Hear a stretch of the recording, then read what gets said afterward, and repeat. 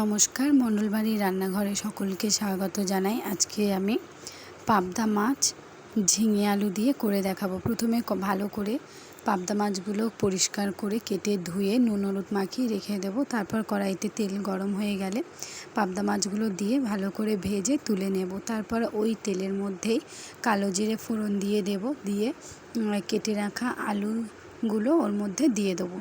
দিয়ে আলুটা বেশ ভালো করে ভেজে নেব। ভাজা ভাজা হয়ে গেলে তার মধ্যে আমি দিয়ে দেব নুন, হলুদ,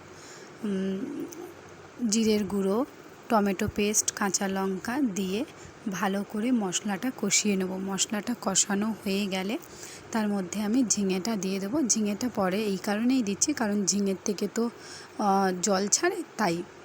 তারপর ঝিঙেটা দিয়ে একটু ভালো করে নাড়াচাড়া করব এবং আরেকটু ভালো করে কষিয়ে নেব। কষিয়ে নেওয়ার পরে পরিমাণ মতো জল দিয়ে ঢেকে দেব।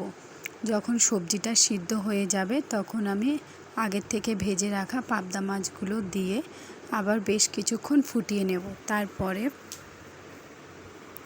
উপর থেকে ধনেপাতা কুচি ছড়িয়ে নামিয়ে নেব। ভিডিওটি দেখার জন্য অসংখ্য ধন্যবাদ। চ্যানেলটি অবশ্যই লাইক অ্যান্ড সাবস্ক্রাইব করবেন এবং বিশেষ করে এই গরমে এরকম পাতলা এবং খুব কম তেল মশলা দিয়ে পাবদা মাছের ঝিঙে আলু দিয়ে ঝোল একবার খেয়ে দেখবেন, আর কেমন লাগলো অবশ্যই কমেন্ট করে জানাবেন।